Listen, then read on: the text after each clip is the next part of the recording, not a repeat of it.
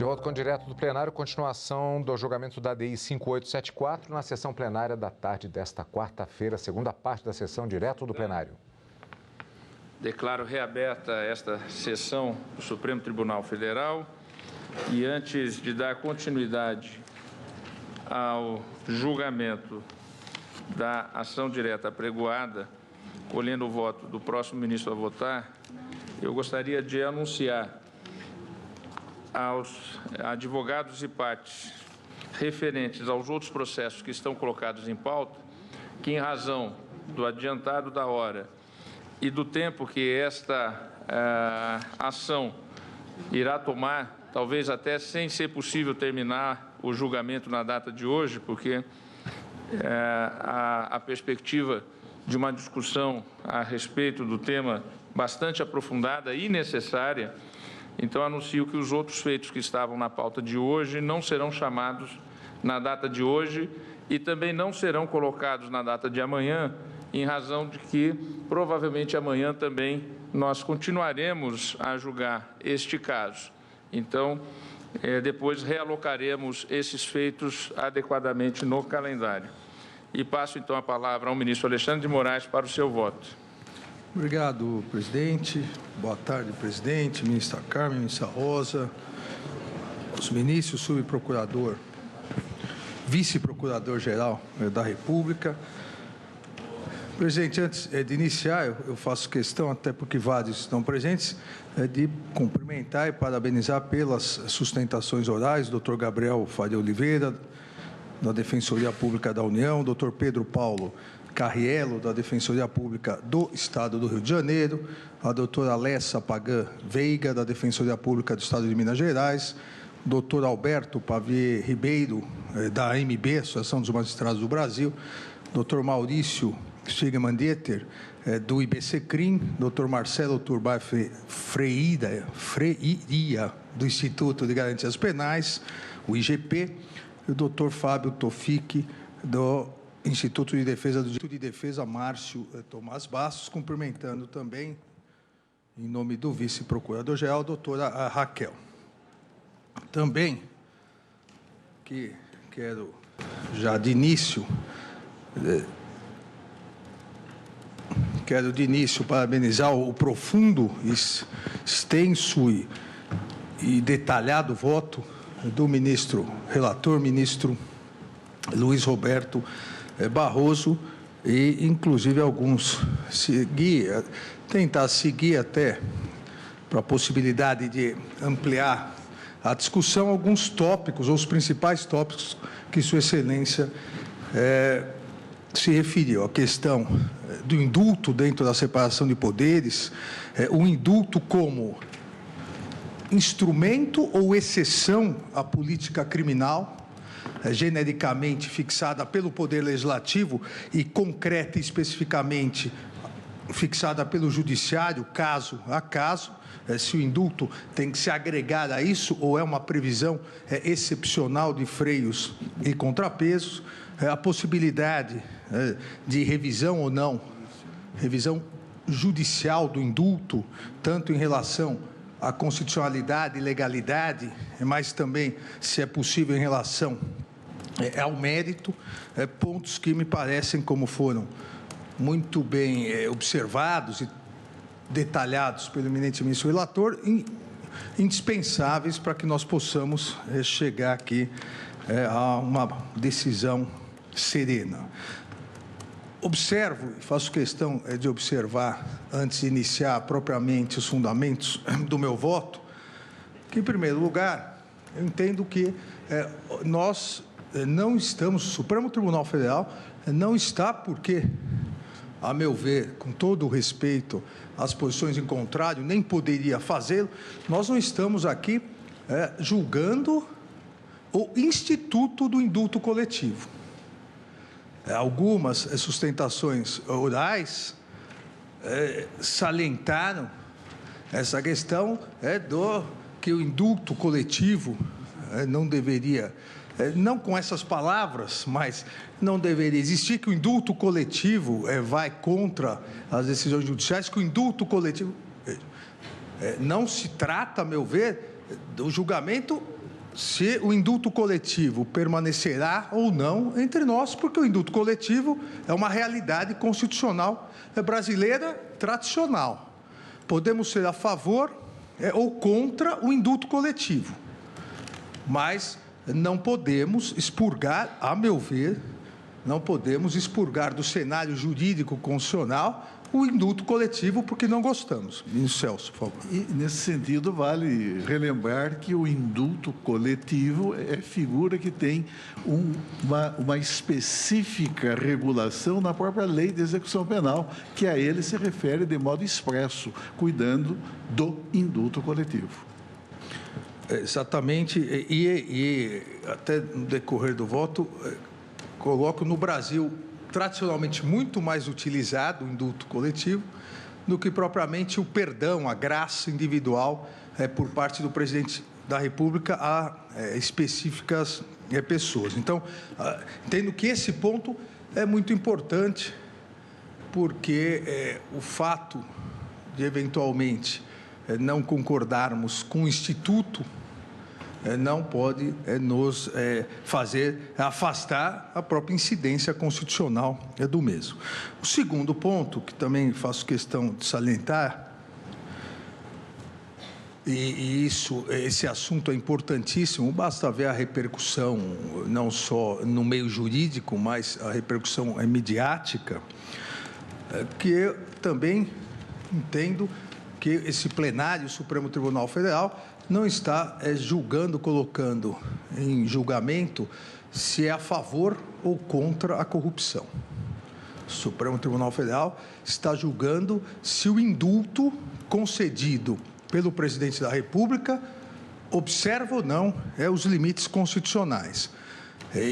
Talvez não, com certeza, o Supremo Tribunal Federal só está julgando isso porque o Poder Judiciário brasileiro possui as garantias de autonomia e independência de cada um dos seus ministros, que, independentemente do posicionamento, tenho absoluta certeza, todos lutam contra a corrupção, todos defendem o fortalecimento das instituições, todos defendem o fortalecimento da República. E esse fortalecimento só existirá, esse fortalecimento só florescerá se as decisões fundamentadas de cada um dos ministros, estendo isso a cada um dos magistrados brasileiros, decisões fundamentadas independentemente do posicionamento, se essas decisões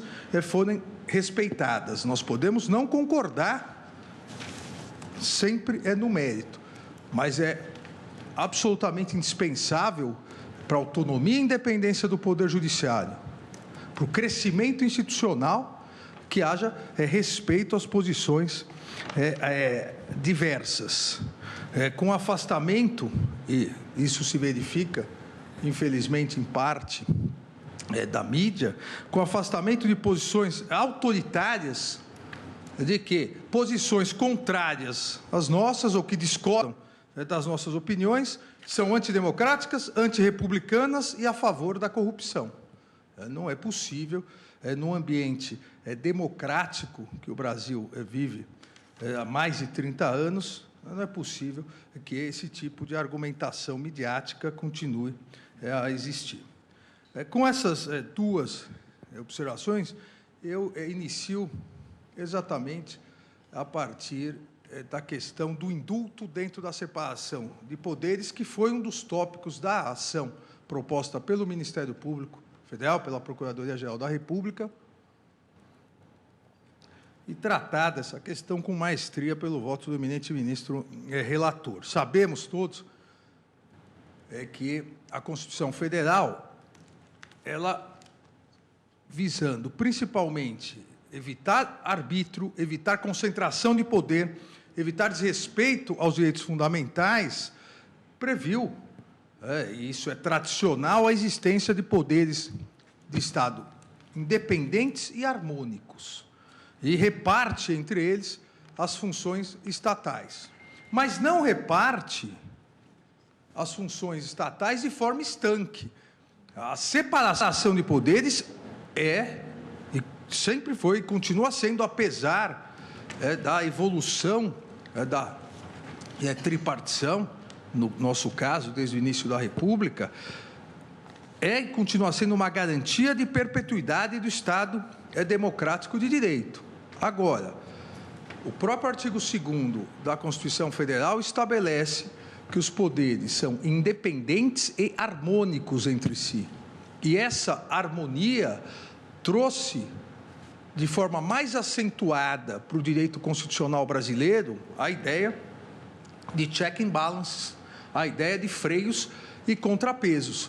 Nós não vivemos um Estado constitucional estanque, onde os poderes não se comunicam, onde as funções são absolutamente separadas, sem que haja uma convivência institucional, inclusive de um complexo mecanismo de controles recíprocos, a que se dá o nome exatamente de freios e contrapesos, de maneira que um poder de Estado, ao mesmo tempo, controle e seja controlado pelos outros poderes.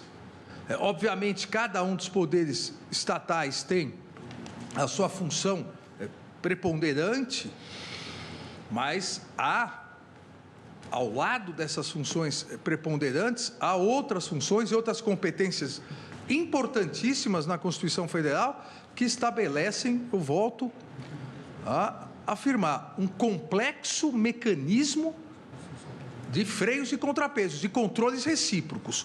E basta verificar, não precisamos ir muito longe, mas basta verificar, a título exemplificativo, e detalhe essas características em meu voto, que o Poder Executivo, no exercício das suas funções, ele é controlado pelo Poder Legislativo. Eu posso poder citar aqui, a título exemplificativo, o artigo 48, incisos 10 e 11, o presidente só pode declarar guerra e paz com autorização do Legislativo. A questão dos tratados internacionais que o presidente assina, mas devem ser ratificados. A própria deliberação sobre o veto presidencial. A questão das medidas provisórias que devem ser aprovadas pelo Legislativo. Da mesma forma, há controles recíprocos, e aqui o controle do Legislativo em relação ao Judiciário. O Judiciário é autônomo, independente, mas é o Congresso que legisla sobre a organização, lei de organização judiciária, aprovação e nomeação de ministros, inclusive, dessa Casa, a possibilidade de concessão de anistia, apesar de decisões judiciais, inclusive com trânsito em julgado, artigo 48, inciso 8º, mecanismos recíprocos de freios e contrapesos. O Executivo também os tem em relação ao Legislativo, o Judiciário em relação ao Legislativo, basta ver o mais importante mecanismo desses, a própria jurisdição constitucional, a possibilidade do Supremo Tribunal, do Judiciário como um todo, mas do Supremo Tribunal Federal, especificamente e de forma concentrada, declarar inconstitucionalidade no Brasil, inclusive de emendas constitucionais, a possibilidade do Judiciário exercer um controle, inclusive sobre o poder constituinte derivado.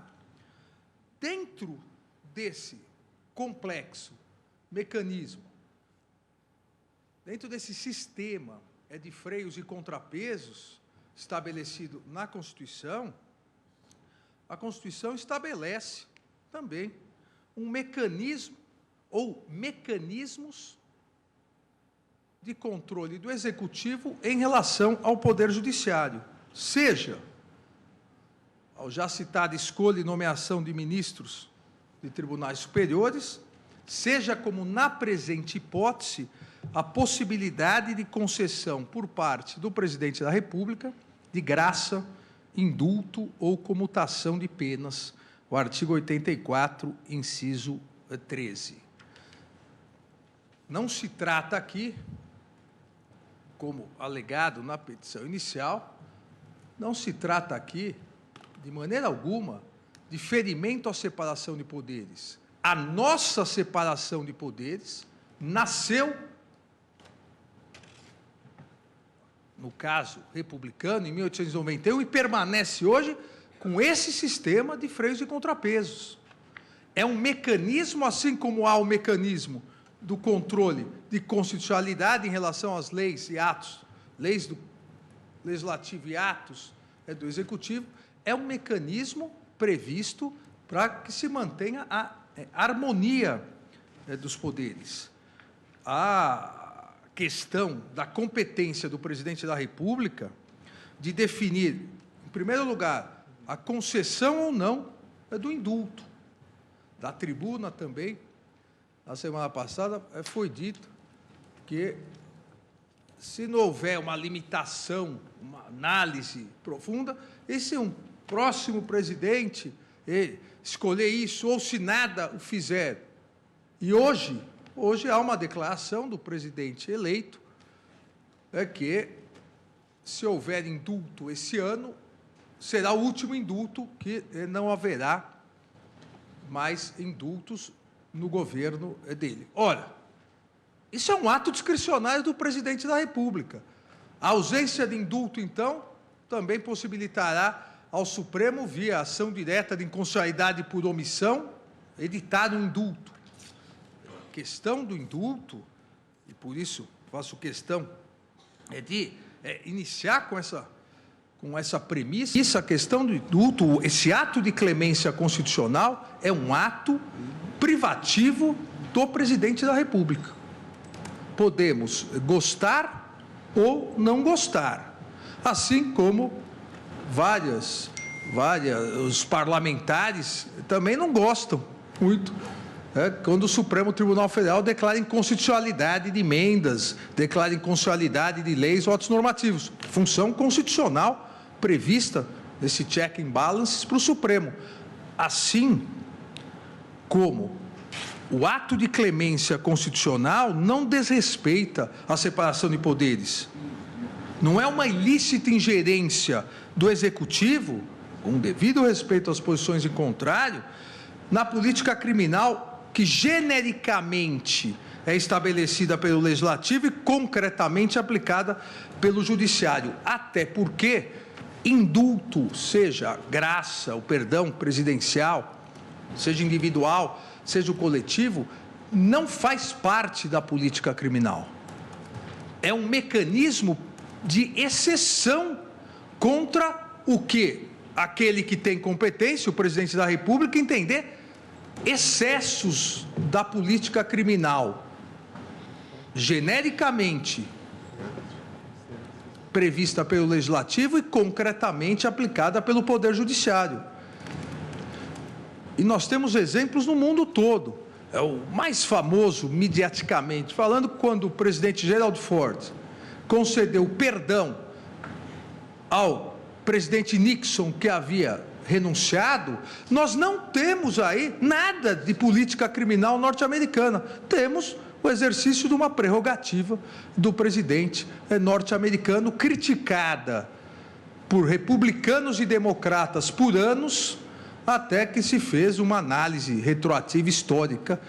Mas, importante é salientar que não faz parte, ao meu ver, e eu diria da doutrina penal, não faz parte de política criminal, a ideia de estabelecimento de política criminal. Faz parte exatamente desse check and balances, freios e contrapesos, para, eventualmente, ao coibir excessos que entenda ocorridos, acabe aplicando.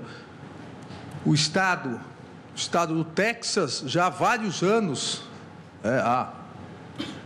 salvo engano, 4, 5 anos, o governador concede o indulto parcial, comutação apenas de morte, aplicada pelo júri, ou seja, júri popular, aplicando a pena de morte, concede essa comutação em pena de prisão perpétua. Ou seja, é um mecanismo que a Constituição prevê, aquelas que assim estipulam, para que possa realmente existir a coibição de excessos. E isso vem, é importante salientar, isso vem lá de trás, e o eminente ministro Luiz Roberto Barroso citou o exemplo histórico e bíblico de Pôncio Pilatos, mas isso passa das monarquias para a república, pela primeira vez, na Constituição norte-americana de 1787, onde se faz um paralelo, o rei inglês tinha esse poder de clemência, do perdão, se passa ao presidente da república. E numa análise à época, na verdade, dois que aqui citam, dois dos três articulistas dos famosos artigos federalistas, Madison e Hamilton, comentam exatamente essa questão. Madison, que depois veio a se tornar quarto presidente dos Estados Unidos, e no Brasil, no mundo é conhecido por causa do caso Marbury versus Madison, quando foi... talvez seja o único caso da história que um ex-presidente dos Estados Unidos seja mais conhecido por ser réu numa ação. Ele era réu no Marbury versus Madison. Ao analisar o exame, definição da questão da separação de poderes, aponta a necessidade, cito aqui entre aspas, de proibir qualquer um dos braços do governo, em sua globalidade, de exercer os poderes do outro. Porém, admitindo, e aí vem uma mistura parcial de poderes. E quando Madison comenta a separação de poderes, a tripartição de poderes num presidencialismo republicano, do qual o Brasil, a partir de 1891, seguiu o modelo até hoje, quais os exemplos que ele dá para essa possibilidade de mistura parcial de poderes? Julgamento do impeachment pelo Senado e o poder executivo do indulto. Coloca dentro desse sistema de freios e contrapesos, dessa possibilidade. Da mesma forma, aqui foi nos Federalistas Papers 47, no mesmo escrito, mas no 74, Hamilton, também ao analisar os poderes do presidente da República em relação ao perdão presidencial, coloca: a conceder comutação de penas e perdão por crimes contra os Estados Unidos, exceto em caso de impeachment, era a vedação expressa, e é a vedação expressa da Constituição norte-americana, a humanidade e a boa política conspiram para ditar que a benigna prerrogativa do perdão deve ser tão pouco coibida ou complicada quanto possível. Por isso que entendo, em primeiro lugar, a questão do indulto. O indulto individual, a graça, o perdão presidencial ou coletivo, aqui não afeta, não desrespeita de forma alguma a separação de poderes. O fato de se conceder uma graça, um perdão específico, que não é tradição no Brasil, mas já ocorreu, ou é coletivo, mesmo em relação a sentenças judiciais transitadas em julgado, é um legítimo mecanismo de freios e contrapesos da nossa separação de poderes. Da mesma forma, e da mesma maneira, não entendo que fira política criminal estabelecida pelo Legislativo, e nem tampouco estaria adstrito à interpretação dessa política criminal dada pelo Poder Judiciário, até porque, senão, nem haveria necessidade de se conceder o indulto. Se o presidente da República concorda totalmente com a política criminal, para que ele vai conceder um indulto? Perde até a finalidade desse instituto de freios e contrapesos.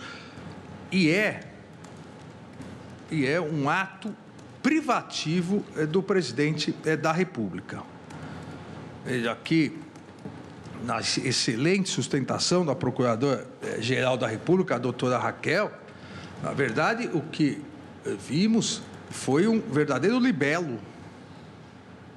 acusatório contra o instituto do indulto, que é legítimo, mas contra um instituto, dizendo sobre os parâmetros.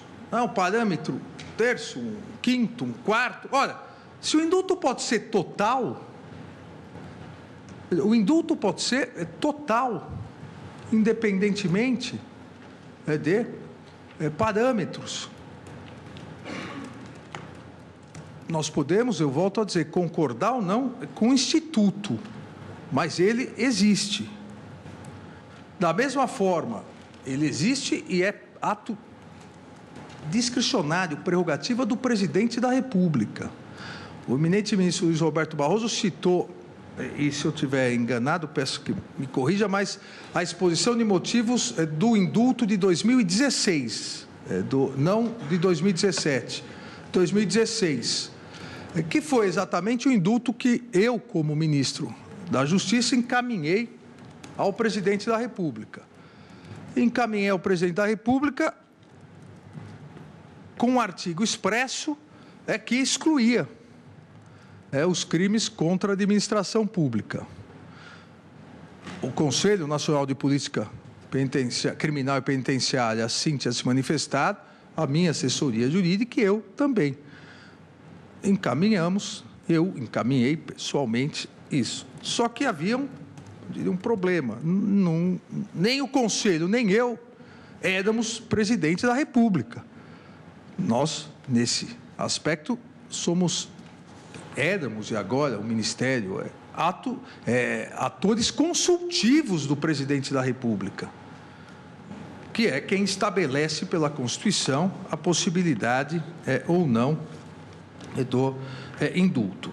O poder de indultar, então, aqui a larga e antiga jurisprudência e doutrina nacional e jurisprudência do Supremo Tribunal Federal, o poder de indultar não fere, a meu ver, a separação de poderes e não deve seguir, pode seguir se quiser, mas não é obrigado a seguir parâmetros de política criminal fixado por outros poderes. Se é um mecanismo de controle desses outros poderes, exatamente não entra na questão de política criminal fixada, ou, volto a dizer, genericamente pelo Legislativo ou concretamente, casos concretos, pelo Judiciário. E assim o desde a Constituição Imperial no Brasil, de 1824, sendo absorvida esse instituto pela República, a Constituição de 1891, e previsto hoje no artigo 84, inciso 12, onde a Constituição permite ao presidente, repito, conceder indulto e comutar penas com audiência, se necessário, dos órgãos instituídos em lei. Aqui uma questão importante, que a primeira vez que surgiu essa obrigatoriedade foi no governo João Goulart, onde o presidente João Goulart disse que não ia se conceder mais indultos coletivos no Brasil sem se ouvir os órgãos competentes. Foi uma declaração do presidente João Goulart. A partir daí, isso virou lei, e agora a Constituição prevê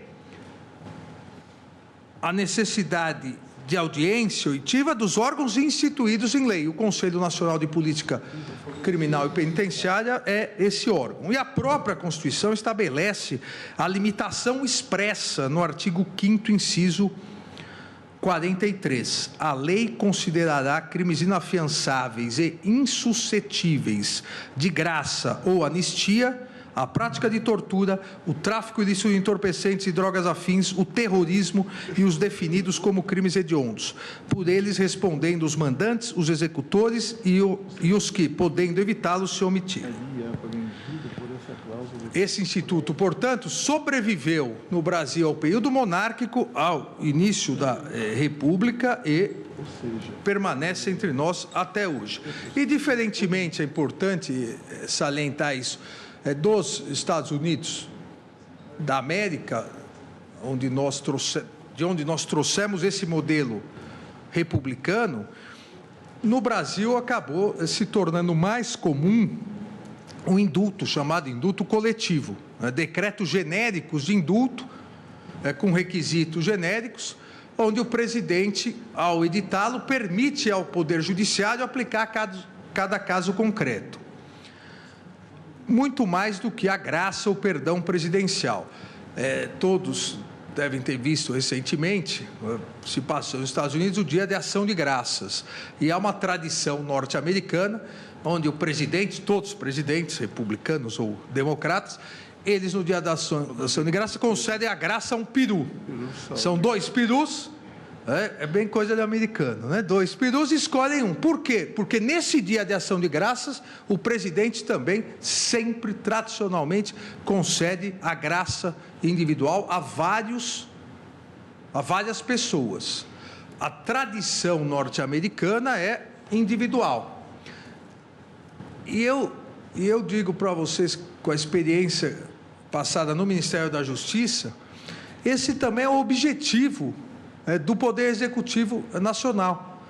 Há um programa que vem sendo instalado no DEPEN, no Departamento de Execuções Penais Nacional, para que se consiga, se encontra na segunda da 5ª etapa, são 5 etapas, que se consiga ter digitalmente ou no computador, se consiga ter a ficha de todo preso, a sua situação, para que o presidente possa passar, quando quiser dar o indulto, já indultar o nome das pessoas, a fim de evitar esse trabalho excessivo do Poder Judiciário.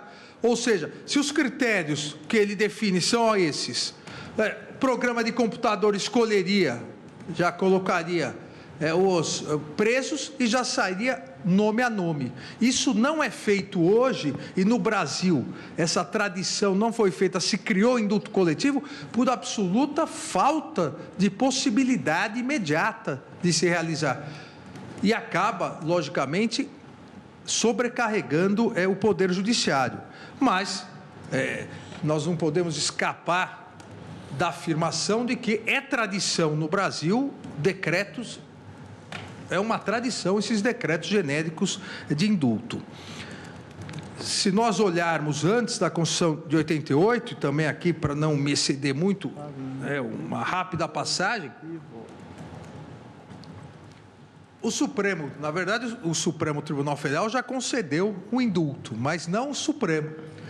O presidente do Supremo Tribunal Federal, no exercício da presidência da República, como presidente da República, o ministro José Linhares, em 4 de dezembro de 1945, exercendo a presidência da República por convocação das Forças Armadas, Getúlio havia caído, não havia vice, não havia linha sucessória, exerceu de 29 de outubro de 45 a 31 de janeiro de 46, então presidente José Linhares editou o decreto 20.082, concedendo benefício aos praças da Força Expedicionária Brasileira que praticaram determinados crimes. E é interessante que esse decreto de indulto mistura as duas formas, a graça presidencial específica e o decreto genérico.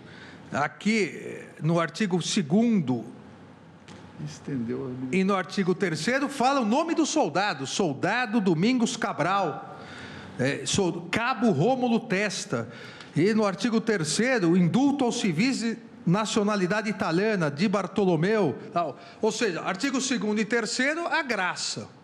E artigo 1º, aí fica concedido indulto aos oficiais e praças que, como parte integrantes da FEB, na Itália, hajam cometido crimes que não os de homicídio doloso ou de deserção para o inimigo, tenham sido ou não julgados e condenados. Vejam, esse é um dos pontos impugnados pela Procuradoria-Geral da República. Isso é uma tradição, não é algo novo. Pela primeira vez na história do Brasil, o indulto de 2017 não espera o trânsito em julgado. Volto ao caso Nixon, não precisa se esperar o trânsito em julgado, não precisa se esperar nem a abertura de eventual investigação. Ficando no Brasil, caso específico brasileiro, esse decreto de 1945 já previa tenham sido ou não julgados e condenados. A possibilidade de antecipação dessa graça. E é curioso que esse decreto é editado precisamente 2 dias após as eleições gerais de 2 de dezembro de 1945, que haviam sido anteriormente convocadas pelo presidente José Linhares, inclusive para efeito de composição da Assembleia Nacional Constituinte, que se reuniria a partir de fevereiro de 46. E como Vossa Excelência bem destacou, esse decreto de indulto também se estendeu, no plano subjetivo, a militares estrangeiros. Exatamente. A militares estrangeiros também. Eu aproveitando aqui a deixa também, ministro Celso, antes, editado, quase contemporâneo às eleições, o que demonstra que não carece de legitimidade para editar um indulto presidencial, o presidente que eventualmente sucedeu um presidente, aqui não era um presidente eleito, porque era Getúlio Vargas, a ditadura, mas o presidente que ocupe o cargo, de acordo com a Constituição, tem a legitimidade constitucional para a edição, tenha ou não sido eleito ele diretamente. Também me parece importante aqui que esse decreto de 1945 traz já em si a possibilidade de comutação total ou parcial, como se prevê em sua redação. Temos um outro exemplo de decreto, e faço essa rápida digressão histórica para mostrar que, diferentemente do que na petição inicial da Procuradoria-Geral da República se coloca como grandes novidades, na verdade, várias das questões vêm desde o início da República. Em abril de 1960, o decreto 48.136, o presidente Juscelino Kubitschek, um decreto que atingiu mais de 2.000 beneficiados, ou seja, também um decreto, um indulto coletivo, abrangendo não só as penas privativas de liberdade, mas também as penas pecuniárias. Ou seja, não é novidade também a possibilidade do decreto de indulto, a concessão de indulto, abranger as penas pecuniárias. É uma opção. O artigo 1º, parágrafo único desse decreto, 48.136, diz: o benefício é extensivo aos condenados à pena pecuniária, isolada ou cumulativamente imposta.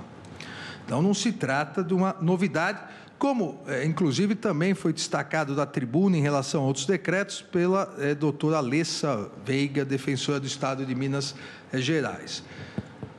Em agosto de 63, como disse anteriormente, o presidente João Goulart editou, no dia do encarcerado, também um outro decreto, 52.377, decreto indulto coletivo, e a partir daí os órgãos passaram a ser ouvidos, os órgãos criados para tais fins. Bem, mais tarde, são 2 decretos importantes editados, decretos de indulto editados na época do presidente João Figueiredo. O primeiro, na visita do Papa João Paulo II ao Brasil, em junho de 1980. Pela primeira vez, então, bem antes da Constituição de 88, um pouco antes da Constituição de 88, o decreto passou a estabelecer diferenças, requisitos especiais aos maiores de 60 anos. Uma discricionariedade aqui do presidente da República. Isso no decreto em 80. Em 82, indulto de Natal, aí já denominado indulto de Natal, 87.833, editado também pelo presidente João Figueiredo, beneficiou pela primeira vez, cada presidente ia colocando uma especificidade. Pela primeira vez, as mulheres que tivessem filhos menores de 14 anos e os que tivessem cometido crime entre 18 e 21. E, novamente, aqui também se estendeu o benefício às penas pecuniárias.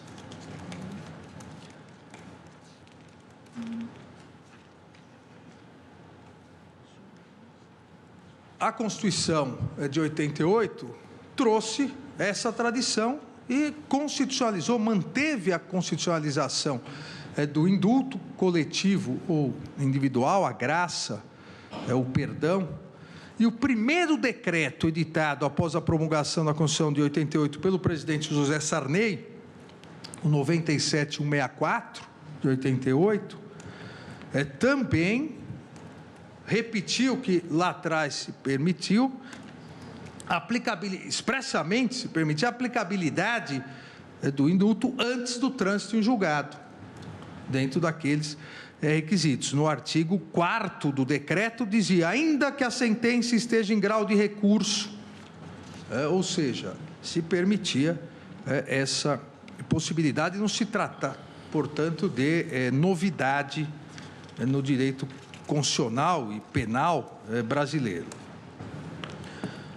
Então, a partir dessa história de indultos no Brasil, que foi realmente se consolidando no indulto coletivo, que como um posicionamento pessoal meu, não é o melhor dos indultos, sendo que, se fosse possível a análise, a aplicação específica, seria melhor do que o indulto coletivo, mas ele existe, foi sendo analisado, e a doutrina e a jurisprudência e os precedentes desta Corte, nesse aspecto, são coincidentes. A doutrina é absolutamente pacífica, e cito aqui vários, desde a concessão dos primeiros indultos, Francisco Sá Filho, cito Aloysio de Carvalho Filho, Carlos Maximiliano, poder executivo de perdoar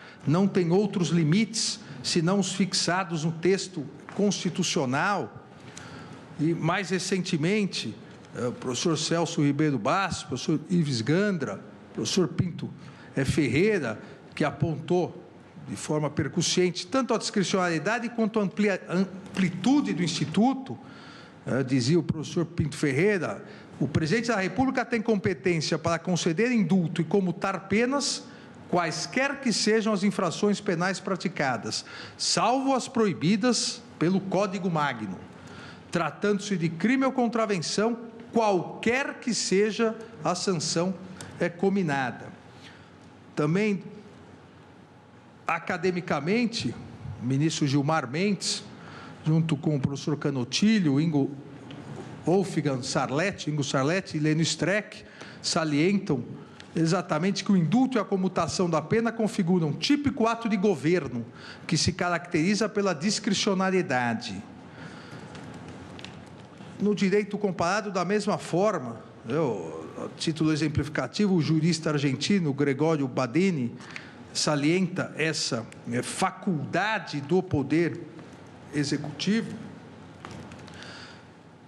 e por todos eles, pela doutrina, salientar que o ensinamento do nosso ilustre decano, não como ministro, mas como doutrinador, na Constituição, sua Constituição Federal anotada de 1986, antes, portanto, da Constituição, segunda edição, que Sua Excelência não nos brindou com a sequência, mas colocou, abre aspas, a decisão do presidente da República concedendo ou denegando a graça pleiteada é insuscetível de revisão judicial. O poder de agraciar constitui liberalidade do Estado. Trata-se de favor concedido em caráter absolutamente excepcional aos agentes de práticas delituosas. O presidente da República, ao exercer essa competência constitucional, pratica ato de evidente discricionariedade. Se você me permitir, é interpretação autêntica. Não. É interessante observar que, como Vossa Excelência salientou, desde o início da nossa vida como Estado Nacional Independente e a partir da Carta Política do Império do Brasil, essa prerrogativa excepcional foi concedida ao imperador.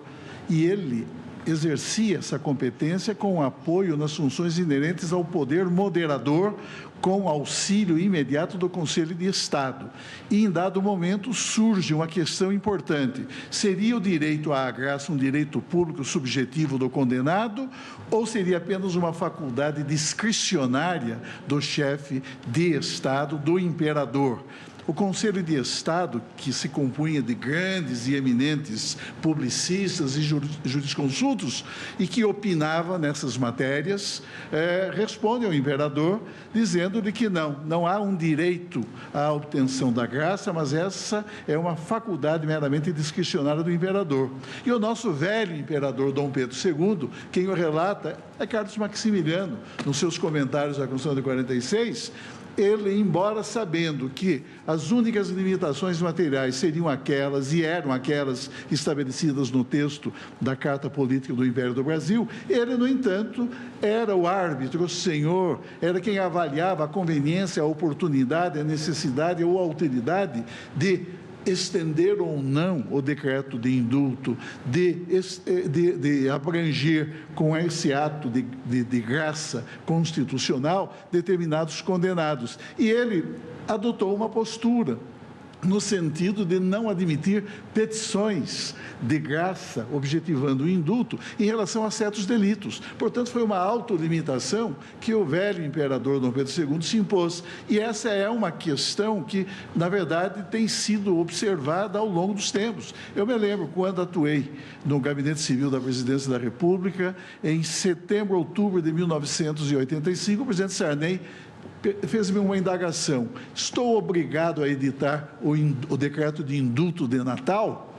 Eu disse a ele: não, presidente, essa é uma competência discricionária e cabe ao senhor avaliar a oportunidade ou não de editar ou não. Agora, se o senhor editar, o senhor poderá estabelecer pré-exclusões, mesmo porque não havia aquelas limitações materiais que hoje prevalecem em nosso modelo constitucional. E eu me lembro que, ao elaborar o texto que se converteu no decreto de indulto de Natal de 1985, estabeleceu-se, digamos, no artigo 3º, um rol de infrações penais que não seriam atingidas pelo decreto, pelo ato de indulto. E o presidente da República, então, fez uma opção.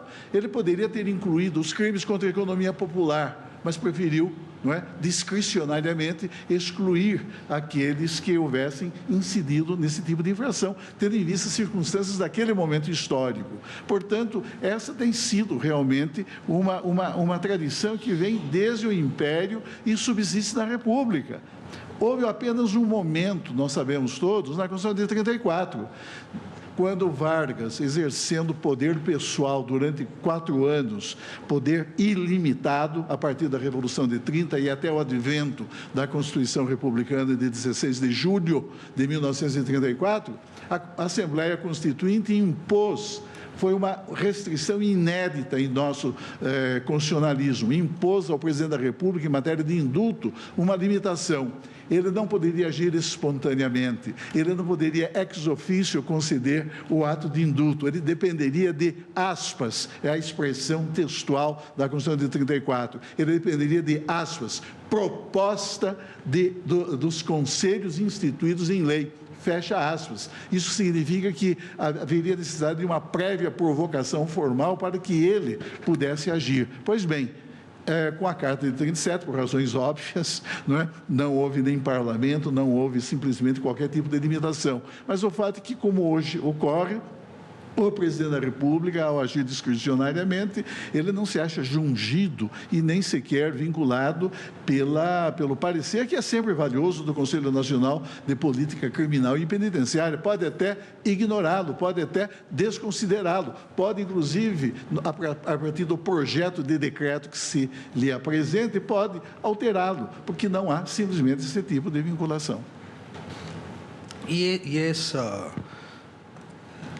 ministro Celso Mello, esse é o posicionamento do Supremo Tribunal Federal, pelo menos até o momento, desde sempre, mas principalmente porque a ampla revisão dos atos, a ampla revisão judicial, inclusive dos atos presidenciais, cresceu com a Constituição de 88, desde 1988, e cito aqui as emendas no meu voto, sempre em decisões unânimes, o Supremo Tribunal Federal afirmou o caráter discricionário do Poder Executivo de indultar.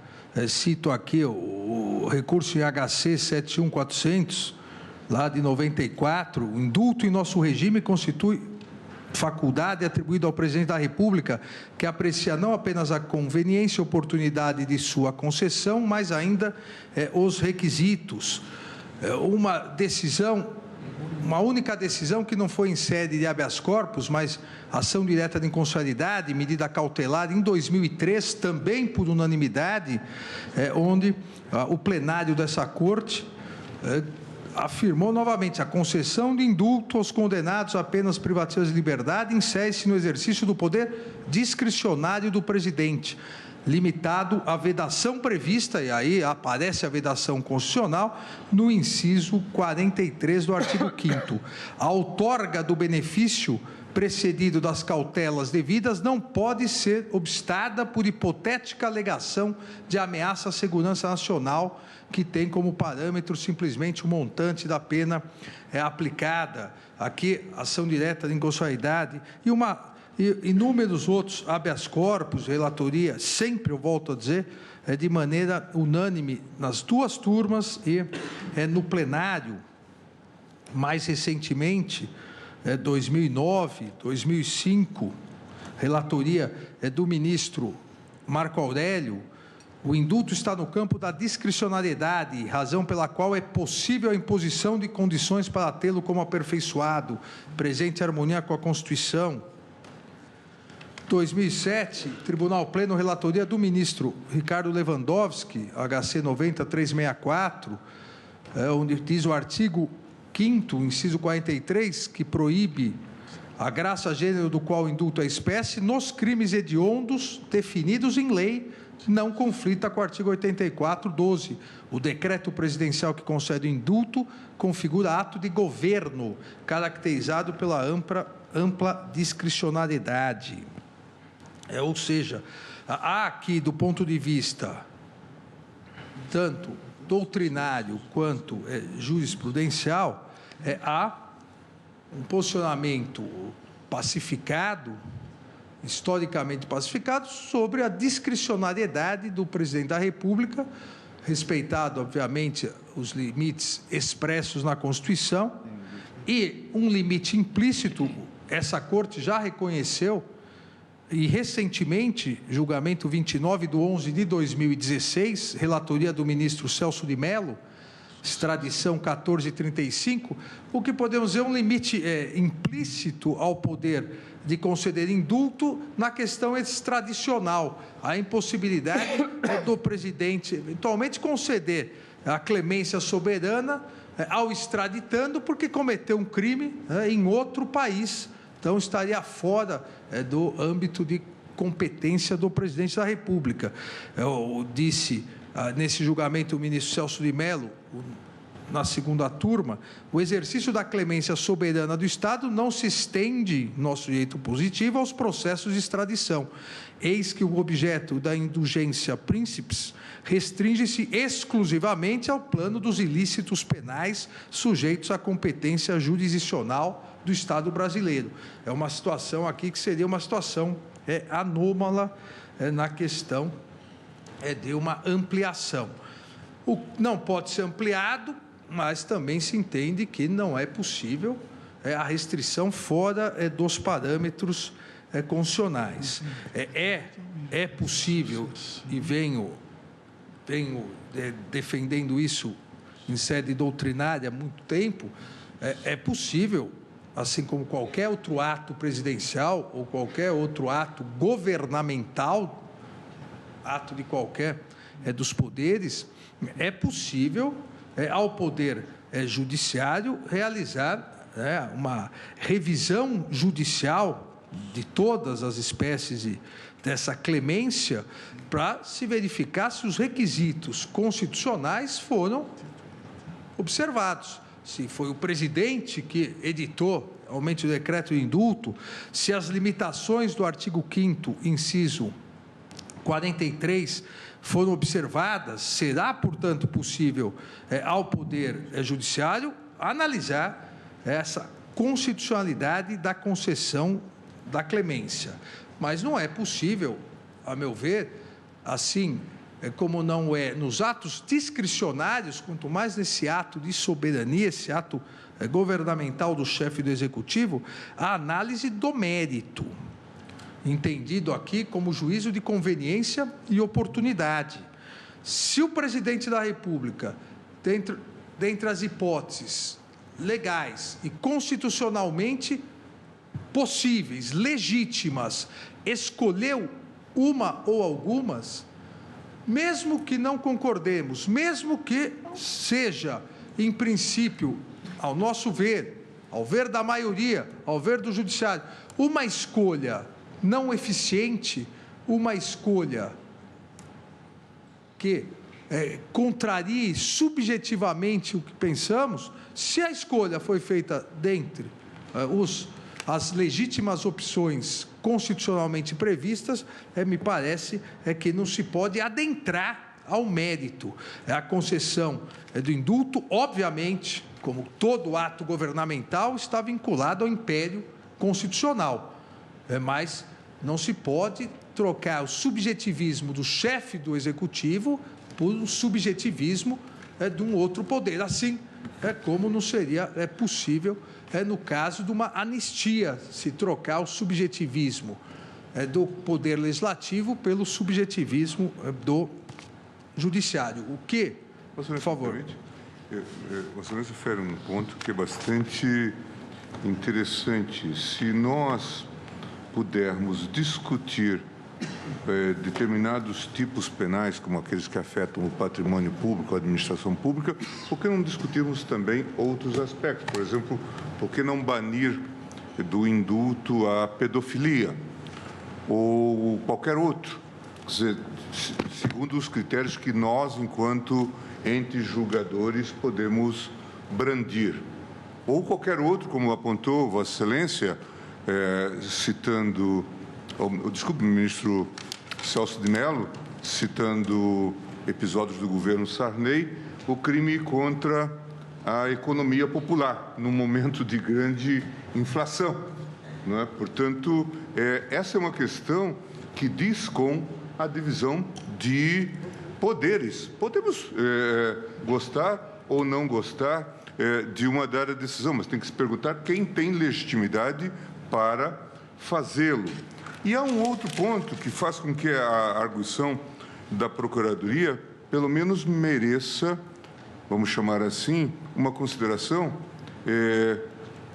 de que se trata de uma arguição curiosa. Veja, no momento em que se discute com tanta ênfase essa temática, se amplia, talvez até em demasia, o poder, doutor Luciano, de não se fazer a ação penal pública, decidir pelo não oferecimento da denúncia. Hoje temos até uma DIN 5.790, que discute a resolução 181 do CNMP, que regulamentou o denominado Acordo de Não Persecução Penal. Veja, ministro Rosa, é muito curioso.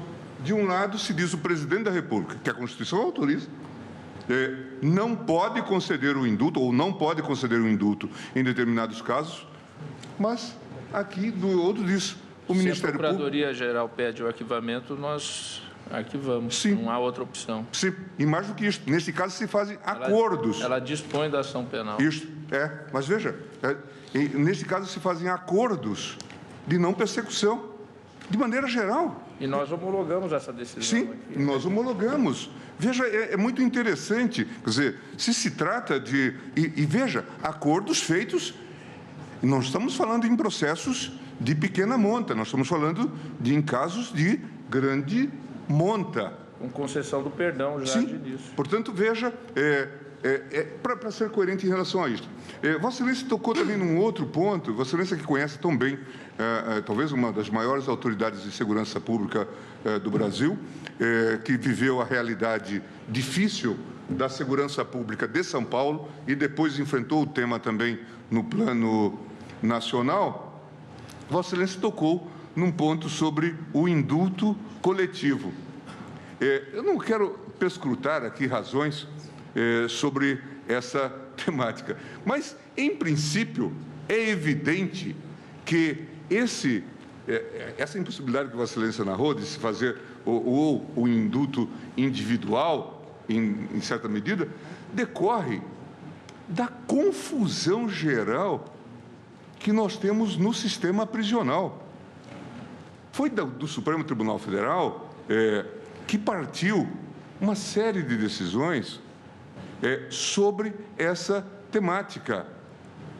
A questão na ADPF da relatoria do ministro Marco Aurélio sobre estado de coisa inconstitucional, ou o RE número tal de minha relatoria, em que nós determinamos que houvesse, veja, pela primeira vez que se fizesse no CNJ,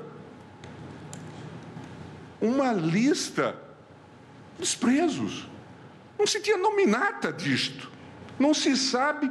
Agora, recentemente, a ministra Carmen concluiu o balanço feito pelo CNJ e não batia com o balanço do DEPEN. Quer dizer, não se sabe quem está preso no Brasil. Mas agora nós vamos fazer a biometria. Isso, veja, então quando Vossa Excelência descreveu, certamente você não estava pensando nisso. Quer dizer, num decreto de caráter individual, né, que mencionasse os nomes dos beneficiados. Mas até isso é difícil de se fazer na quadra atual. Por quê? Ministro, Vossa Excelência me permite? Por favor. E o temperamento faz parte do sistema. É suficiente que tenhamos presente o que ocorre com o corréu delator. Sim. Em que se pode chegar, inclusive, ao perdão. É o que estou dizendo. Não, e nem vou falar que este é um campo muito pouco fiscalizado e, por isso, em pouquíssimo tempo já deu ensejos a escândalos memoráveis. Escândalos memoráveis. Ou ninguém sabe que nesse balcão das delações ocorrem coisas lamentáveis. Não vou falar de nomes para não criar constrangimento, mas são personagens que até ontem estavam aí como heróis nacionais, não é? Então, e aí se perguntar quanto custou essa delação, quanto custou esse acordo, né? Extremamente constrangedor para esse contexto todo, ou mesados que se pagam a advogados que fazem delação, como também aparece. Mas Vossa Excelência tocou, então, em pontos que são importantes. Aí tem uma outra questão, que também Vossa Excelência feriu, isso na parte anterior do seu voto, que é relevante no que diz respeito realmente à política penitenciária e à política carcerária, que é a seguinte: a rigor, quem lida com isso se sabe, por exemplo, que a questão do indulto, quem tem sensibilidade para esse tema, muitas vezes maneja com o intuito até, em muitos casos, de evitar a explosão do sistema. Ou não envergonha a todos dizer que nós temos 360 mil vagas e 750 mil presos? Isso não causa constrangimento a ninguém? Portanto, veja que é uma questão delicada. Então, se o indulto, muitas vezes ampliado, tem também esse objetivo. E, certamente, há censores nos órgãos de segurança para, de fato, usar o indulto também com esse objetivo. Eu me lembro que visitei Bangu com o presidente do Tribunal de Justiça do Rio de Janeiro, o presidente Sueiter. E ele mostrou que havia lá instalado, ministro Toffoli, uns totens. Os presos passavam de uma galeria para outra e, colocando o CPF ou o nome, alguma indicação, conseguia ver qual era o tempo que eles ainda tinham de prisão. E ele disse, isto aqui é um elemento importante no controle de possíveis rebeliões. Ou alguém não sabe o que pode significar em termos de segurança pública? Você viveu isso em São Paulo. O comando dos presídios com ações terroristas nas ruas, como se viu em São Paulo. Ou em Fortaleza, com a queima de ônibus, que é muito comum. Eu vi, em Belém existe hoje um museu espetacular, que foi um presídio, foi palácio, depois foi presídio, e tem o nome de, salvo engano, São José Liberto. Porque depois de ter sido palácio, se tornou presídio, e lá numa rebelião, os presos jogaram futebol com a cabeça de alguns que tinham sido degolados. É esse o ambiente. para não falar de Carandiru, para não falar, portanto... Então, é preciso lidar com o tema na sua historicidade, no seu significado, para o sistema tal como ele se desenvolveu ao longo desses anos. Por isso que é extremamente importante a fala de Vossa Excelência, não só como jurista, mas como homem de Estado, homem que sentou na cadeira de alguém que é responsável. Eu acho muito difícil no Brasil ter um cargo mais espinhoso do que o de secretário de Segurança. E mais espinhoso do que secretário de Segurança de São Paulo. Porque realmente é um grande desafio. Desafio que hoje se enfrenta também na esfera federal. Por quê? Porque se lida com um tema extremamente difícil. O ministro Raul Jungmann, que vem exercendo essa função de forma tão competente, agora como ministro da Segurança Pública, tem chamado a atenção dizendo que um dos graves problemas hoje da segurança pública, um dos seus pilares, é o aprisionamento excessivo. É o controle dos presídios por 70 facções criminosas. Portanto, essa questão que Vossa Excelência refere com muita competência, e acho que não podia estar em melhores mãos as considerações que Vossa Excelência faz sobre o tema na área jurídica e na temática de segurança pública, porque quando o presidente muitas vezes é aconselhado por seus assessores a lançar mão do indulto, claro que o faz com discricionariedade, mas leva em conta essas informações que vêm dos diferentes órgãos de segurança pública, o indulto enquanto um elemento de política criminal. Ministro Alexandre, por favor. O ministro Gilmar Mendes lembrou muito a experiência de Vossa Excelência como secretário de Segurança. E nesses momentos em que se fala de determinadas formas de combate à criminalidade, seria importante dizer algumas coisas a respeito do Estado de São Paulo. E Vossa Excelência não o faria em razão de ter sido lá secretário. Mas, ministra Rosa, no início da década de 90, a média de homicídios no Estado de São Paulo, ministro Lewandowski, ministro Celso, era de 36 homicídios para cada 100 mil habitantes.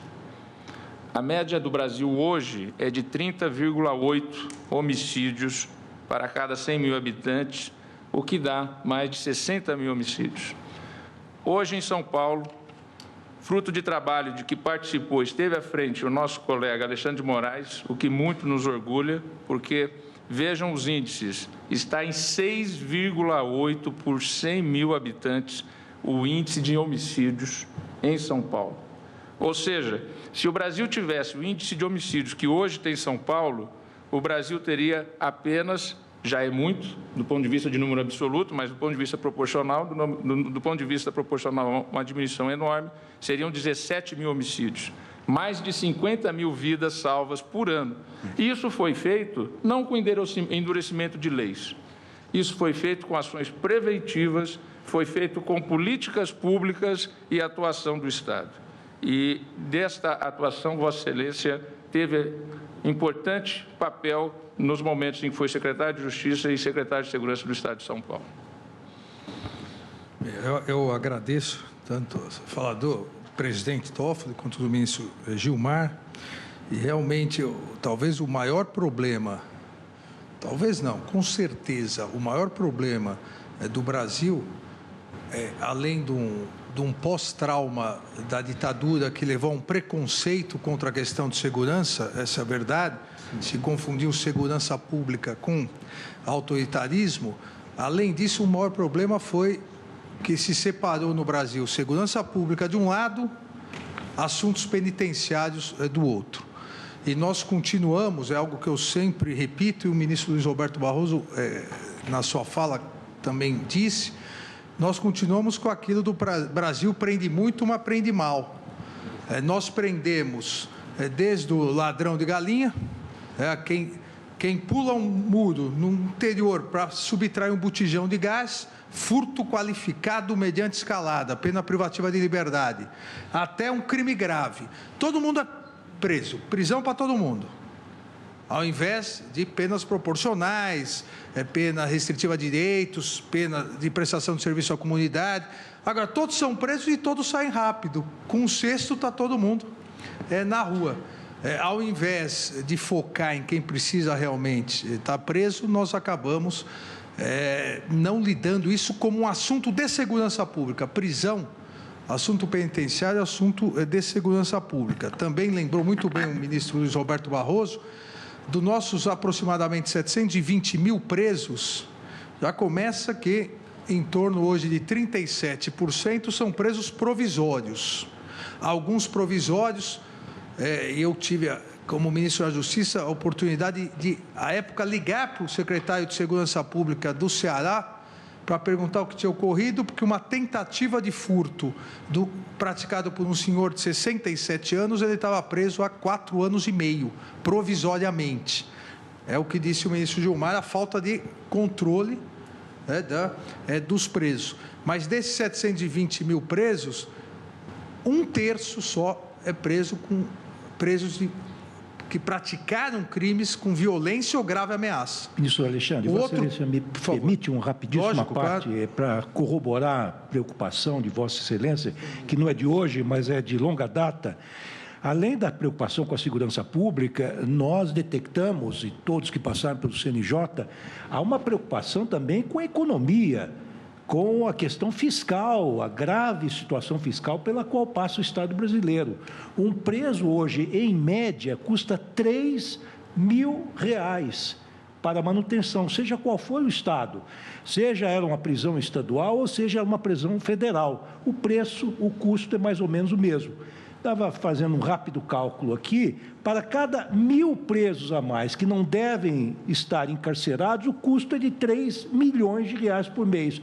Portanto, medidas que visem, dentro de uma política racional, a esvaziar os presídios e manter presos apenas aqueles que são violentos e que devem ser segregados da sociedade, penso que é algo que merece ser prestigiado data vênia.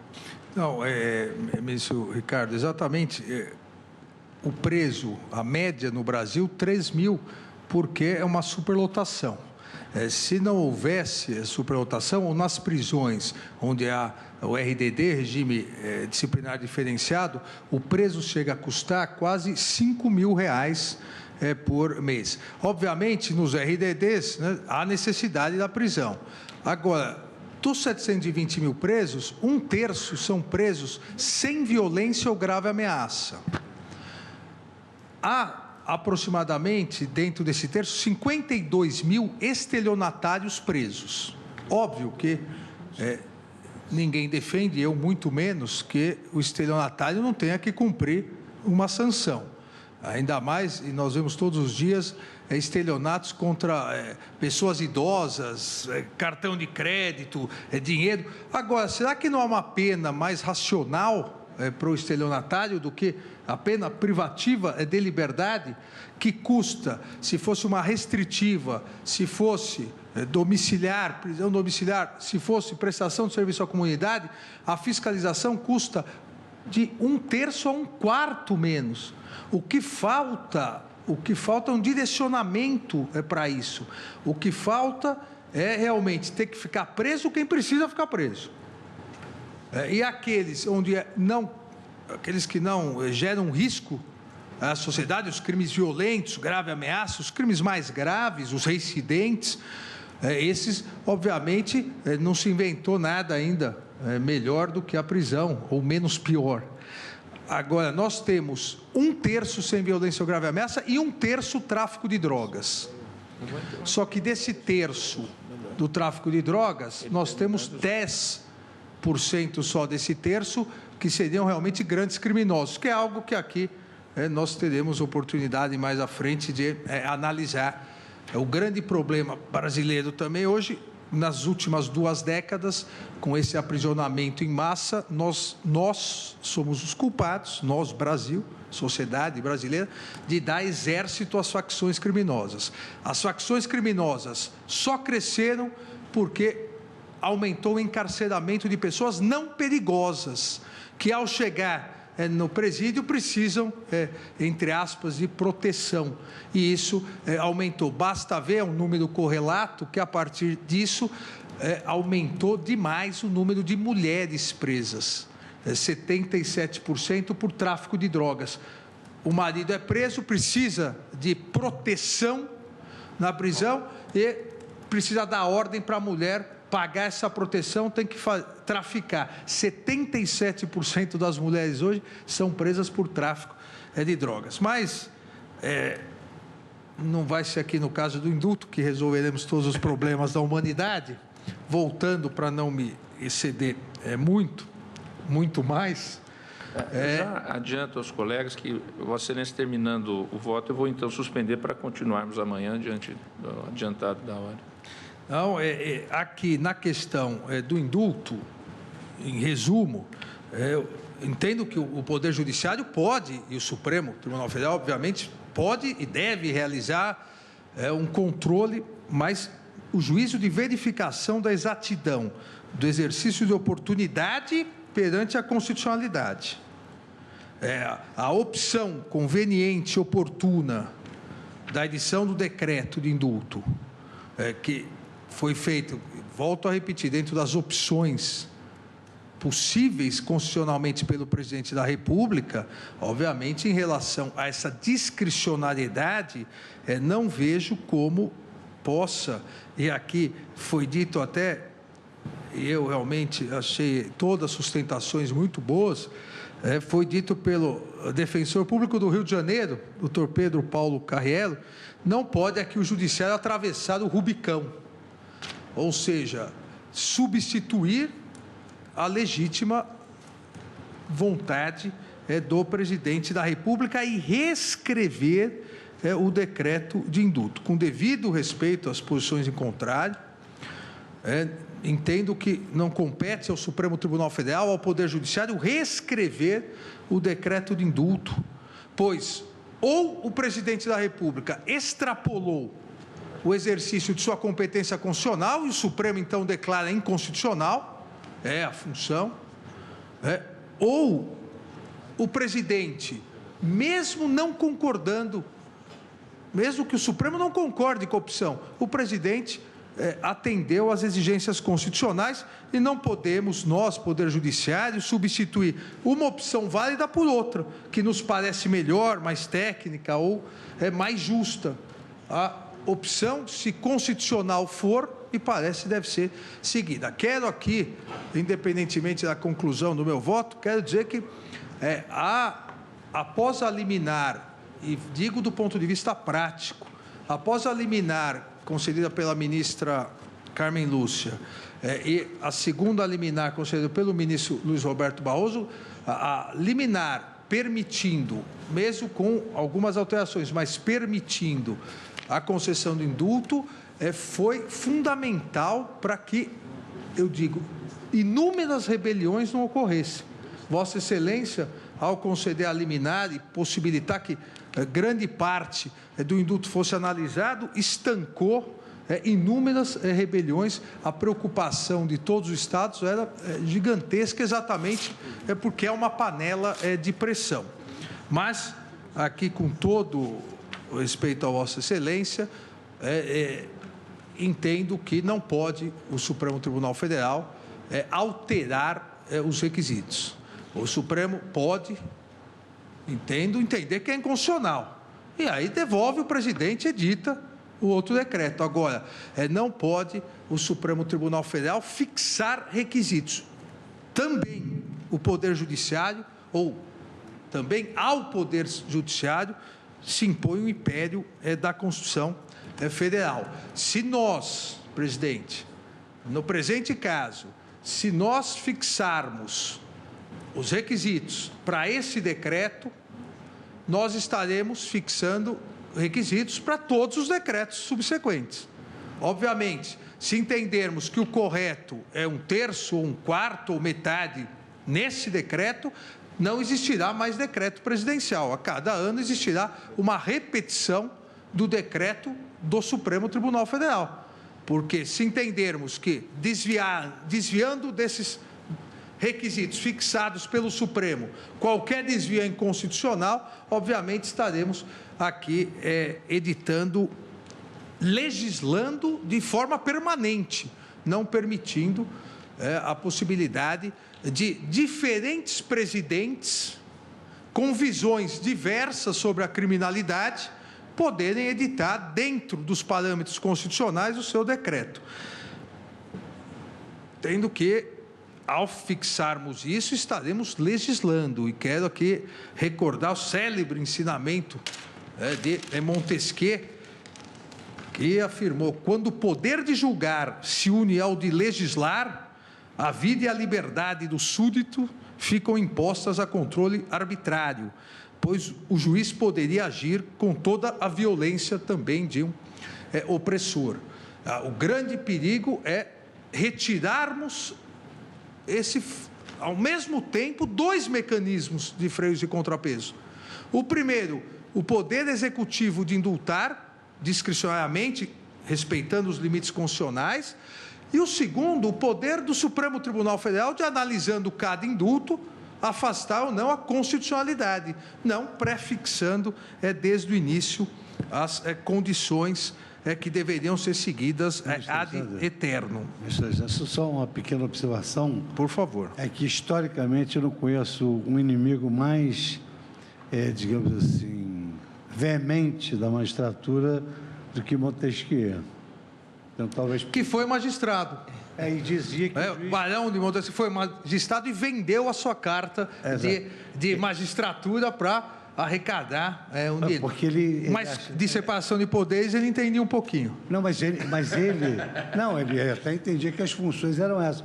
Mas para Montesquieu, o judiciário ainda era comprometido com ser um regime, porque ele julgava o judiciário por ele próprio. Se ele vendeu a carta dele, poderia imaginar que todo judiciário venderia. Então, ele dizia que o juiz tinha que ser apenas a boca da lei.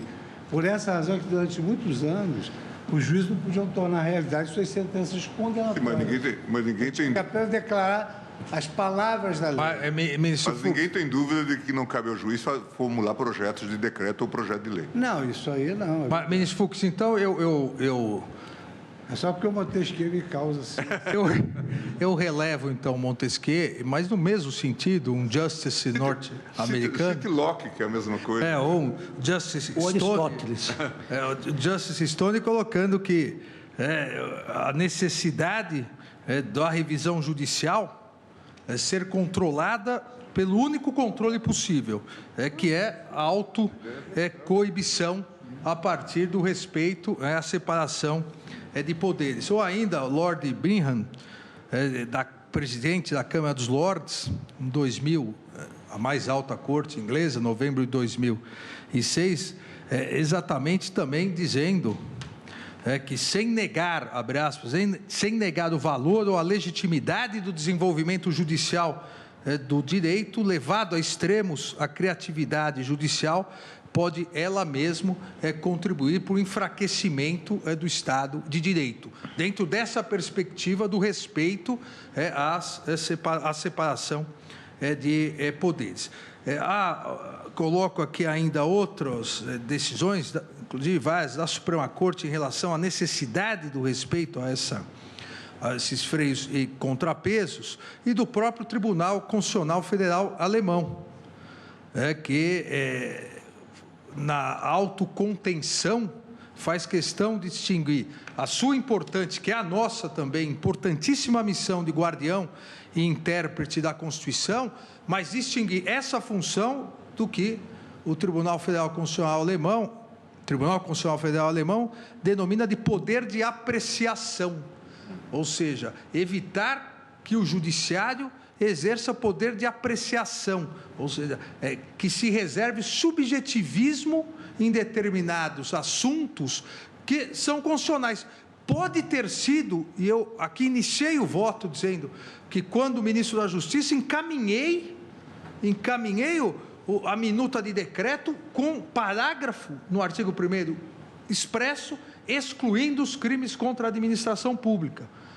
Então, a minha melhor opção, e não é da boca para fora, porque documentado está em 2016, a minha melhor opção é a exclusão dos crimes de corrupção, a exclusão dos crimes contra a administração pública. Aqui, os crimes de corrupção, os crimes contra a administração pública, eles não são, e Cícero dizia isso, no seu manual do candidato, Cícero dizia, os crimes de corrupção, eles ferem duplamente a República, ferem em virtude do que lesaram a República, mas ferem muito mais pelo simbolismo, de demonstrar que aqueles que deveriam zelar pela República estão destruindo a base da República. A corrupção, e nós vimos no Brasil, estamos vendo, a corrupção, ela ataca a base da legitimidade congressual, a base da legitimidade do Executivo, ou seja, ataca a base da democracia e deve ser combatida duramente. Agora, a minha opção por excluir os crimes de corrupção e os crimes contra a administração pública, infelizmente, é uma opção, mas eu não era à época e não sou o presidente da República. Não me parece aqui, porque não há comprovação, há insinuação, não há comprovação do desvio de finalidade. Se houvesse comprovação, pela teoria dos motivos determinantes, o Judiciário poderia anular.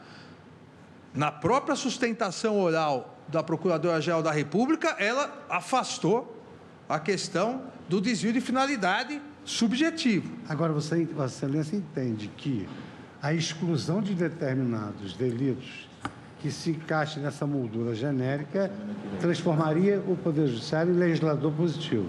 Em legislador positivo. A escolha de determinados crimes, a partir de um decreto, seria mais um artigo, é um artigo adicional. Ministro, essa Vossa Excelência me permite, eu sem querer ainda, obviamente, adiantar meu voto, mas algo que me impressionou vivamente, que foi dito da tribuna, foi o seguinte: se nós podemos excluir certos crimes, ou certos delitos, ou certos criminosos, nós também, por via judicial, poderíamos incluir determinados crimes ou determinados criminosos. Por exemplo, se nós acharmos que não foi contemplado no indulto, enfim, a situação dos tuberculosos, dos aidéticos, uma questão humanitária, eventualmente nós podemos incluí-los também. Ou seja, quem pode excluir, a rigor, em tese, poderia incluir também. Esse é um argumento que me parece muito forte. Eu meditarei sobre ele de hoje para amanhã. Ministro Ricardo, por favor. Me permite uma parte? Por favor. Que o monólogo está interessante, gostaria apenas de intervir, submetendo algo à consideração. Nós estamos examinando o artigo 84 da Constituição, que estabelece que compete privativamente o presidente da República. E este inciso, ministro Alexandre, que estamos a começar a examinar, 12º, refere-se a conceder indulto e comutar penas. E eu estou a perceber que Vossa Excelência está se encaminhando no sentido de entender da desnecessidade de motivação, ou seja, o poder do presidente da República não tem esse limite. Essa mesma simetria, só apenas para refletir, deveria também, então, se isto for assim, aplicar-se a nomear, exonerar ministro de Estado. O Poder Judiciário também não poderia intervir em nomeação do ministro de Estado. Apenas uma reflexão que faço a Vossa Excelência. Ministro Fachin, não estamos julgando a questão do ministro de Estado, mas, já que Vossa Excelência tocou, entra exatamente no que eu acabei de responder ao ministro Luiz Fux.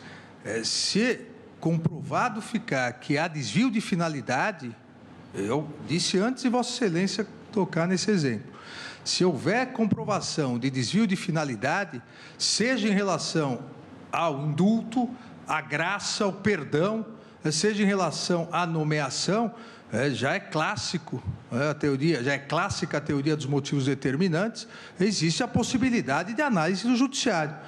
E volto a insistir, aqui, de viva voz, a Procuradora-Geral da República afastou a questão de desvio de finalidade subjetiva. Ela disse, há possibilidade, há a comprovação nos autos de que o presidente da República, ao editar esse indulto, quis favorecer A, B ou C, na verdade, até porque, só concluindo esse raciocínio, ministro Gilmar, até porque declarado inconstitucional essa possibilidade, não poderia o presidente da República, numa graça individual, conceder a determinada pessoa? Nós teremos que analisar, obviamente chegaria aqui, teríamos que analisar também essa questão. Aí ficaria mais fácil ou mais razoável analisar o desvio de finalidade ou não, por favor.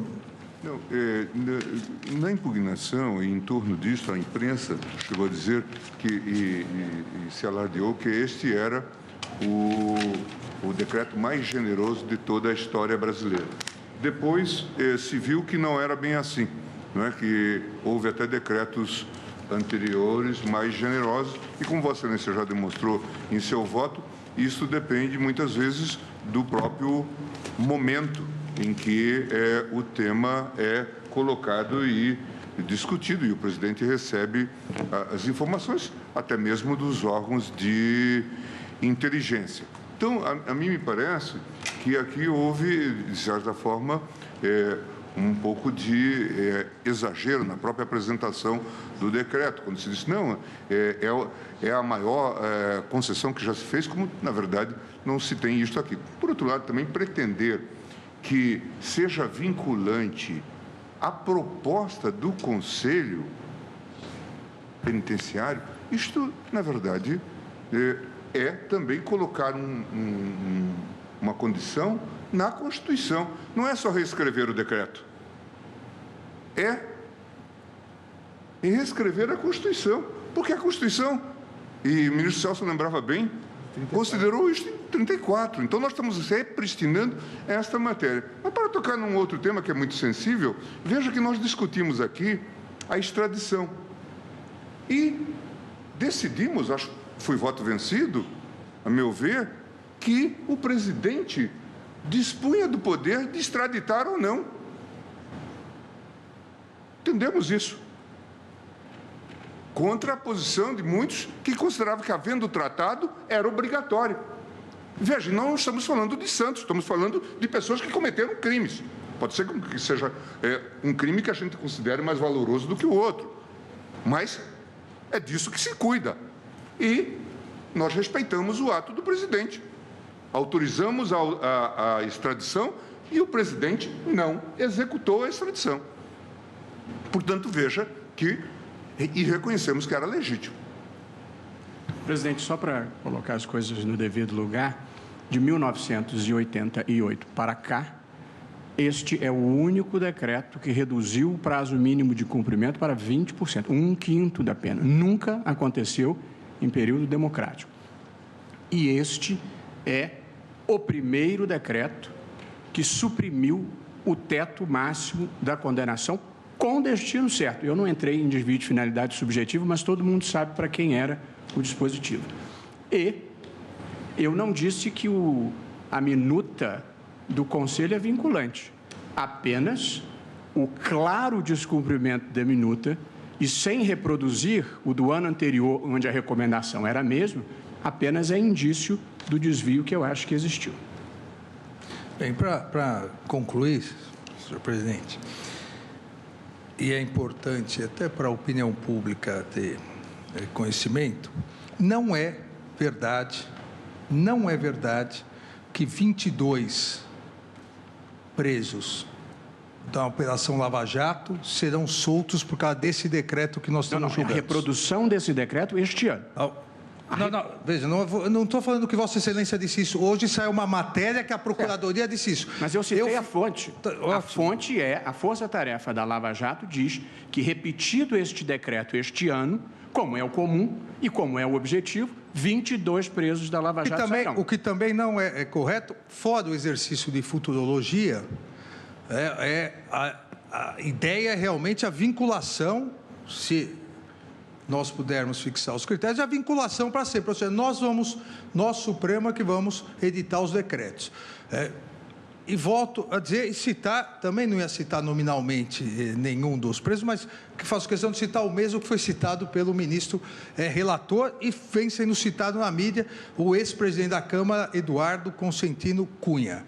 Até agora, ele tem 7,4% de cumprimento da pena. Só em tese completará 20% em 7 de dezembro de 2023. Se não for condenado por outros casos. Por quê? Porque já tem 2 condenações e as condenações para efeito de indulto são somadas. Tem uma condenação 14 anos e 6 meses e outra 24 e 10 meses. Isso é importante para deixar muito claro para a opinião pública que, diferentemente do que... Teria que esperar transitar em julgado a segunda para não poder indultar na primeira. Como está longe de transitar em julgado... Não, parece, me perdoe a contradição de Vossa Excelência, que declara inconstitucional um dispositivo que permite a aplicação do indulto antes de transitar em julgado, que existe exatamente para poder somar as penas, e agora pretende aplicar em cada um. Não, a manutenção desse dispositivo é exatamente uma técnica legislativa para permitir... você tem uma sentença condenatória transitada em julgado, mas já tem 3 sentenças de primeiro grau, tem que somar tudo.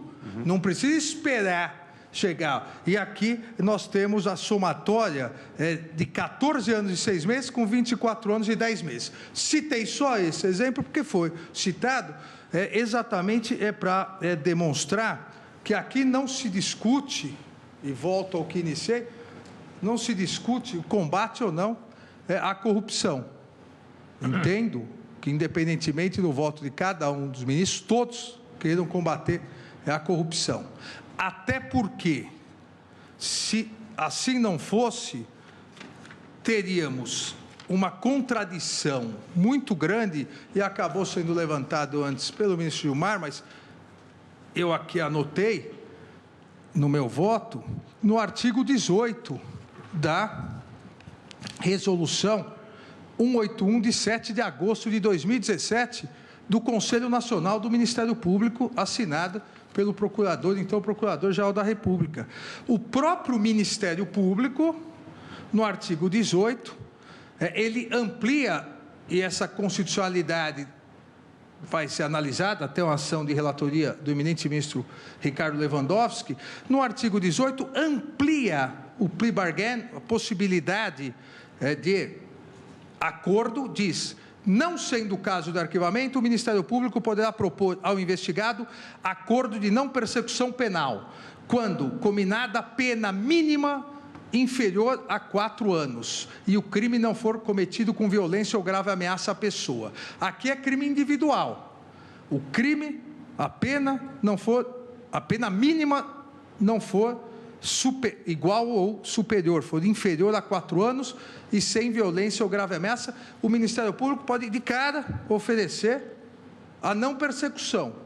O que o Ministério Público quer negar ao presidente da República, e não importa se é esse presidente da República, não importa, por mais grave que sejam as acusações feitas contra esse presidente da República, não é possível, ao meu ver, enfraquecer a instituição Presidência da República.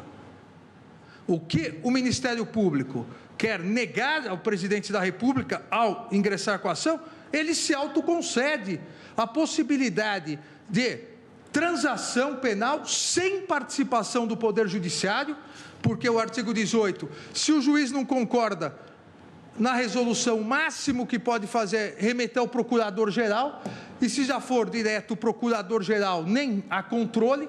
Ou seja, o Ministério Público quer negar ao presidente da República o que a Constituição prevê, só que criou esponte própria, sob uma falsa alegação, que aqui se aplicaria também o poder normativo primário, a possibilidade de transação e não persecução em crime de peculato, pena mínima 2 anos, entra aqui, concussão, pena mínima 2 anos, corrupção passiva, pena mínima 2 anos, organização criminosa, reclusão de 3 anos, lavagem de dinheiro, reclusão de 3 anos. Não há coerência em se autoconceder, e por isso que digo, a questão deve ser analisada e será, se autoconceder a possibilidade de nem processar, eu nem processo quem praticou peculato, concussão, corrupção, organização criminosa, faz parte, ou lavagem de dinheiro. E não estou falando aqui de acordo de delação premiada. É o plea bargain, não processar. Se autoconceder e querer negar o que a Constituição autoriza discricionariamente ao presidente. E digo mais, porque também não é da boca para fora. Sou a favor do plea bargain. Como presidente da comissão, já ministro supremo, criada pela Câmara, enviei um projeto, entreguei uma minuta, um anteprojeto ao presidente da Câmara e do Senado, para que houvesse o plea bargain, pena mínima inferior a 4 anos, com 2 distinções do que autoconcedido pelo Ministério Público. A primeira, excluindo expressamente os crimes de corrupção, excluir expressamente todos os crimes contra a administração pública do plea bargain e os crimes conexos à lavagem de dinheiro, e necessitando a homologação judicial, não sendo algo interno. Então, não há, e por que faço essa comparação? Não há falta de razoabilidade. O Ministério Público não poderia alegar, como alegou na inicial, excesso, falta de razoabilidade em algo que ele se autoconcedeu. Ou seja, se concedeu a possibilidade de um acordo judicial em crimes de corrupção, quando entender que isso é o caso. Da mesma forma, a Constituição só vedou ao presidente da República aos crimes hediondos, ao terrorismo, à prática de tortura. Se o Congresso Nacional entender por bem tipificar os crimes de corrupção como crime hediondo, consequentemente, aí estarão fora da possibilidade de graça ou indulto do presidente da República.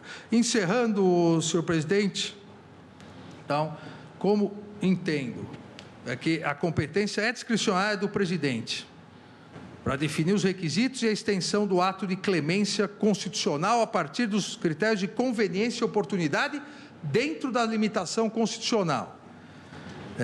Que o exercício do poder de indultar não fere a separação de poderes por supostamente esvaziar a política criminal estabelecida pelo legislador e aplicada pelo judiciário, uma vez que, como salientei, foi previsto exatamente como um mecanismo de freios e contrapesos para possibilitar um maior equilíbrio na justiça criminal.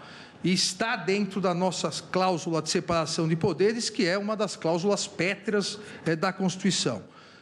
Entendo também que o decreto de indulto não é ato imune ao controle jurisdicional, porque também está sob o império da Constituição. É passível um controle de constitucionalidade, não a pura legislação, alterar em virtude de subjetivismos. É dessa forma, senhor presidente, em relação ao artigo 8º, a partir das premissas analisadas, afasto a inconstitucionalidade.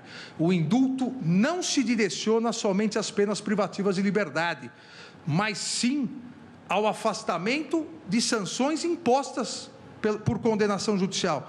Não haveria sentido em perdoar crimes mais graves, os criminosos graves, e não perdoar os criminosos leves. Aquele criminoso mais leve, que teve uma pena restritiva de direitos, esse não pode ser indultado. Se não cumprir, ele vai reverter para a pena privativa de liberdade. O criminoso mais grave pode. Não há sentido nisso.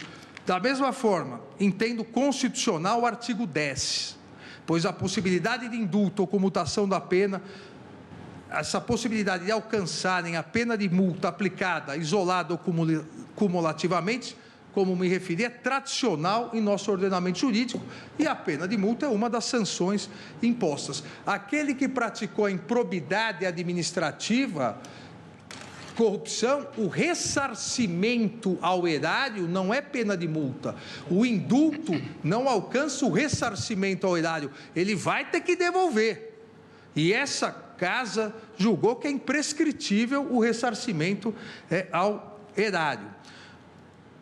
Lembremos-nos que, além da tradição, analisando o histórico da pena de multa no direito brasileiro, Pontes de Miranda expressamente disse: se o decreto não exclui a pena pecuniária, entende-se que também o perdoou. Aqui, no caso, não é nem que não excluiu, expressamente permitiu, então, entendo que é constitucional também o artigo 10. Da mesma forma, entendo constitucional os artigos 1º e 2º impugnados, por não ser possível, em primeiro lugar, excluir crimes que a Constituição não nos autoriza a excluir. Obviamente, se houvesse aqui a possibilidade de crime de tortura, se houvesse a possibilidade de indulto para o tráfico de entorpecentes, de terrorismo, estaria ferindo a Constituição, mas não há essa previsão.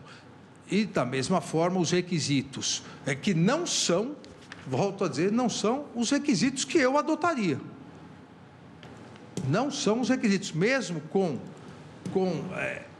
a superlotação carcerária, eu adotaria requisitos para os crimes graves mais duros. Mas eu não sou o presidente da República, dentro do subjetivismo que a Constituição autoriza, entendo que é possível. Ministro Celso, por favor. Quanto ao alcance do ato de indulto, ele pode abranger, inclusive, a própria medida de segurança, a partir do que diz o Código Penal. Extinta a punibilidade, qualquer que seja a causa, essa situação estende-se à medida de segurança, inclusive a medida de segurança pessoal e detentiva. Tanto que é lícito ao presidente da República, sempre a partir de uma avaliação discricionária, excluir a medida de segurança, como tem sido decidido pelos tribunais. Portanto, a abrangência do ato de indulto, do benefício constitucional de indulto, ela é ampla e, na verdade, só não pode incidir naquelas situações de pré-exclusão ordenadas pelo próprio texto constitucional. Ministro Celso, por exemplo, se o presidente previsse indulto após o cumprimento de 5% da pena, todas as penas do país, ou 1%, Vossa Excelência acha que ainda assim não seria passível de controle? Eu acho que o controle jurisdicional é possível sempre que se infringir ou que se alegar transgressão a um princípio da Constituição. Foi isso que eu disse. Exatamente. Mas, de qualquer maneira, eu não posso presumir uma situação de inconstitucionalidade. Eu não posso presumir um desvio de finalidade. Não, mas se a liberdade é plena, sim, como o ministro Alexandre parece sustentar, e Vossa Excelência também. Perdão, ministro Barroso, talvez não tenha entendido o meu voto. Iremos a qualquer percentual. Sim. Antes era 1/3, depois passou a 25%, agora chegamos a 20%, amanhã pode ser 10%. Sim, o que também não impede o agravamento desses requisitos objetivos. Eu entendo, mas é indispensável, sim, que nós consideremos que há um piso. Do contrário, o presidente pode dizer 0,5%. Sim. Portanto, se há um piso, é possível o controle. Eu acho que 1/5 ultrapassou o piso do tolerável.